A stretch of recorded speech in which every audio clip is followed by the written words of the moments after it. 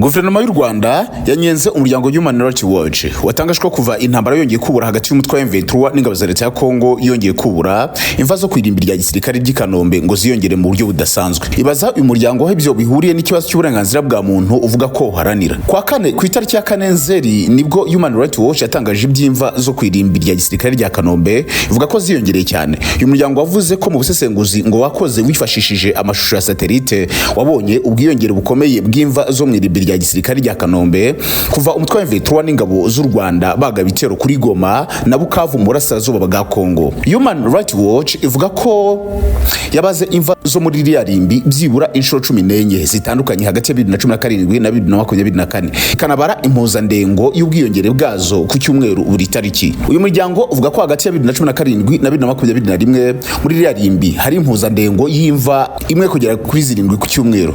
Gusa ngo guhera muri 2022 ubwo imirwano y'iburaga hagati ya M23 n'ingabo za leta ya Kongo imibare yarazamutse igera kumva 6. Uvuga kandi ko hagati yo kuwa 15 Ukuboza muri 2024 no kuwa 9 Mata 2025 ubwo imirwano ikazi yaberaga hafi ya Goma yaje gufatwa na M23 impuzandengo y'imva yageze kuri 22 mu cyumweru. Human Rights Watch ivuga ko yabaze byibura imva nshya 1171 zacukuwe mu irimbi rya gisirikare rya Kanombe zirimo 160 zarigezemo hagati y'itariki ya 15 Ukuboza 2024 n'iya 3 Nyakanga 2025. Umuvugizi wa guverinoma y'u Rwanda Makolo yabajije Human Rights Watch aho guhiga amarimbi yo mu Rwanda bihuriye n'uburenganzira bwa muntu, agaragaza ko buri gihe ibeshya kugira ngo mu rwego rwo kurura abantu. Ati ni mu buhe buryo kujagajaga amarimbi yo mu Rwanda gutya bishobora no kuba ikibazo cy'uburenganzira bwa muntu. Human Rights Watch ni inkunda mugayo zikunda kwiyoberanya no gushaka gukurura abantu ku bushake. Makolo yabajije impamvu uriya muryango utakoresha ikoranabuhanga uvuga ko yifashishije mu kubara imva werekana imidugudu y'abanyamurenge ikomeje kuraswaho ibisasu na FRDC ibihumbi by'ingabo z'u Burundi ziri kwambuka muri Kivu y'Amajyepfo zijya gufasha FRDC na Wazalendo bari kwica abasivile. Yunzemo ko uriya muryango bisa naho uri guhisha biriya bitero bikomeje biciye mu guhora ushyira amakosa atariyo kuri leta y'u Rwanda. Nimba bishoboka naba umwe mu ngabo zishobora kuba zarinda iki gihugu cyacu, murakoze nimba mubinyemereye. Ibyo gusa ibyo ngibyo nifitemo power n'ubushobozi kandi nabikunze. Ariko ntabwo uzi uburyo abantu binjira mu ngabo. Uravuze? Ntabwo uramenya, ntabwo barabikugezaho ko abantu binjira mu ngabo. Ndashaka kujya mu ngabo kandi niba ubishoboye. Nabikoze kera cyane, naheraga mu mudugudu mama akajya ambwira ati ese kuki uri umwana ibyo ngibyo uri kumva byashoboka. Mwambwe ati kangenda bikunze ndeka mbe nabikora. Ndavuga ntabwo uzi inzira yo kubikora yo kujya mu gisirikare. Inzira zo kubikora nazigerageje kenshi byanga. Nibyo? None nimba mubisho nta bantu hano, hari abantu hano baza gusiga bakiguye umure buriya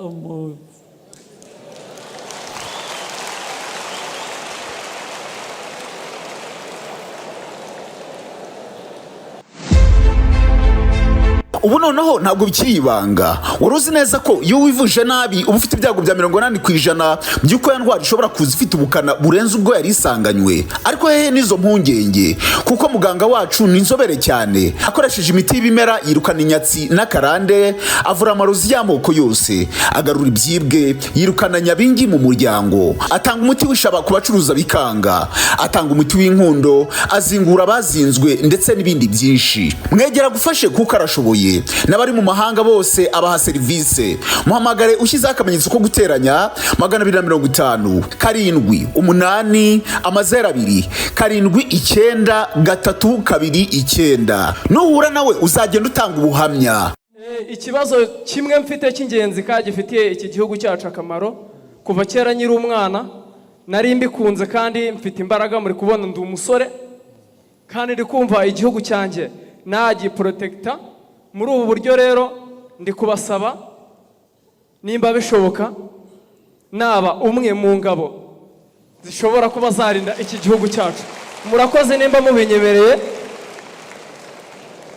Ibyo gusa ibyo ngibyo nifitemo power n'ubushobozi kandi anabikunze. Aha, ariko ntabwo uzi uburyo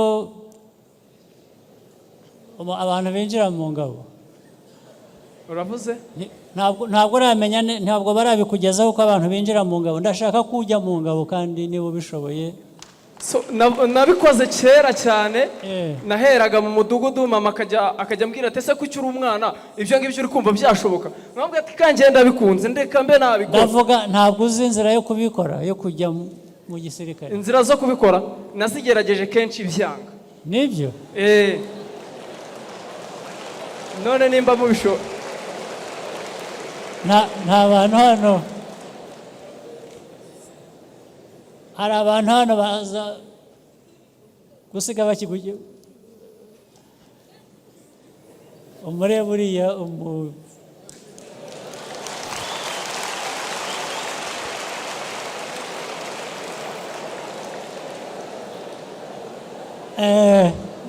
ariko hari minisita wa defense hano, mukwiye gushyiraho uburyo abantu bamenya uko mwese ntimushaka ingabo, cyane cyane jyabo nabanza gushyiramo n'ababishaka kurusha abo. Amazina yanjye banyitaga kuri Thomas, nkaba naturutse GS Nduba, niho niga, ndi head boys wa GS Nduba, ariko iwacu si Nduba sector, iwacu ni Ngoma district. Muri make buriya inzozi umuntu azigira akiri umwana, izo nzozi ngiye nazigize nyiri umwana, aho nkomeje gukurira njya kwiga primary, numva aho u Rwanda rwavuye n'uburyo barubohoye, nza kugira ishyaka ryo kuba naba umwe mu bantu bashobora kuba bafasha igihugu mu kuba bakirinda. Hanyuma nkomeza gukura nshaka kubijyamo nyiri umwana, biba ngombwa ko mama agenda mbuza kubera ko nari nyiri umwana cyane. Ubwo ngubwo ariko aho ngejeje ubu ngubu ndi kumva nifitemo power ndetse n'ubushobozi, ndanabikunze, ni nayo mpamvu icyo gitekerezo nakigejeje kuri Perezida wa Repubulika. Ubundi umusirikare ni wa muntu uri protected ku gihugu, naho byakomeye usanga ari we uhari. Ni wa muntu utiganda kuba yakora buri kimwe cyose, ni wa muntu ufite amaraso ushobora kuba akitangira igihugu cye. Uwo muntu rero nanjye niwe nshaka kuba we kugeza iki gihe turimo. Ngiye kubabaza inzira nabishishamo kubera ko excellence yari yambwiye ngo mbegere, bambwiye ko abinjiye ubu ngubu ingabo ubu bageze kure mu myitozo, ntabwo nshobora guhita nagenda, gusa ansigiye numbers, arambwira mu kwa kabiri nibyagera tuzamwohereza SMS yafotoye n'irangamuntu yanjye. Ubwo ndi kumva ibintu biri verizi, bizaba ibyo kumwibutsa, nanjye nditeguye kandi ndi ready. Ikimotiva kuba umusirikare, ngiye muri history, uburyo u Rwanda barubohoye, ibyo ngibyo ni bimwe mu bimfasha kuba nanjye naba umwe muri abo, aho igihugu cyanjye kigeze hameze neza. Niyo mpamvu nanjye nshobora guprotecta wa muntu ushobora kuba yagisenya igihugu cyanjye, kandi numva ko ibyo ngibyo bitagombye kuba mari, kandi mfite ingufu, ni nayo mpamvu ngomba kuba defense. Ubu ndi senior 5, gusa bambwiye ngo nzabahamagare 2020 mu kwa kabiri bazama risati. Nitwa Niyodusenga Alexia, naturutse mu murenge wa Nduba. Okay. Ndishimye rero kuba mpagaze hagati y'urubyiruko bagenzi banjye rungana gutya, nshimira nyakubahwa Perezida wa Repubulika. Ndagukunda kubera impamvu zirenga imwe. Mu by'ukuri impamvu ahanini mukunda ni ukubera wabashije kugeza igihugu cyacu ukagikura ku rwego rw'abantu bafashwa, ahubwo kikagera ku rwego rw'abafasha. Ibyo ndabivugira nko mu bihugu byitwa ko bikomeye, ariko ugasanga byifashisha u Rwanda mu gihe habaye intambara, ugasanga ingabo zacu z'u Rwanda zijya gutanga imisaada. Ibyo rero bituma nkukunda cyane, nkumva ko nta n'ahantu utazatugeza. Numvaga nshaka kugushimira, ariko mfite ikibazo kimwe.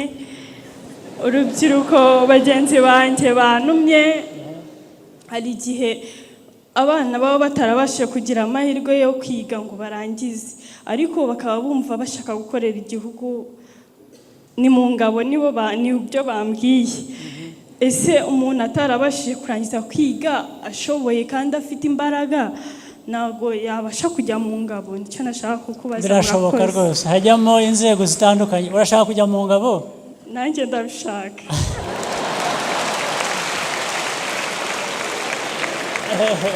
Ariko banshi intege ngo ntabwo ngo nabishobora kubera mfite ibiro bikeya, ariko sinzi niba mwaba n'abafite ibiro bike bajyamo. Murakoze. Ubwo uzajyamo. Uriga? Ntabwo niga. Ariko ushobora kujyamo bakanakwigisha kuko barigisha. Murakoze cyane. Buriya nawe uvuze ko ufite imyaka ingahe? 21. Okay. Ubwo tuzagushakira ibigutunganiye yose. Nje kuva ndi muto niga muri primaire mu wa 2 numvaga nifuza kuzaba umusirikare, ariko nyine nja gucika intege kubera ko ntabashe kurangiza secondaire. Nkumva ko bitashoboka, akaba ariyo mpamvu nabigejeje kuri perezida kugira ngo musobanuze niba byashoboka ko nanjye naba nemerewe kujya mu gisirikare. Iyo ndebye ahantu igihugu cyacu kigeze n'uburyo dufite umutekano, bima imbaraga zo kuvuga ngo nanjye imbaraga zanjye mfite zagira icyo zifasha abandi batangiye uyu murimo nyine w'igisirikare wo gufasha igihugu, kugira ngo nyine nanjye izanjye nzishireho mbashe kuba twafatanya twubaka igihugu cyiza amahanga areberaho. Ntabwo navuga abandi cyangwa se ikimera kuri perezida, nawe yabaye umusirikare ari nawe wadufashije kugera ku gihugu cyiza nyuma y'ibintu byinshi byagiye biba, harimo jenoside yakorewe abatutsi, abasha gufatanya n'abandi babohora igihugu. Ibyo byonyine bima imbaraga z'uko nanjye hari icyo nakora kandi tukabasha kugira aho tugeze igihugu cyacu. Nishimye cyane kuko ikibazo nabajije cyasubijwe neza. Yanyemereye ko nubwo hari abanshi intege ko nandi mutoya se ko mfite ibiro bikeya, ibintu byose, impamvu zose namuhaye, yambwiye ko nta mpungenge ko nshobora nanjye kwemererwa kujya mu gisirikare. Byanshimishije kandi ndamushimira bimvuye ku mutima.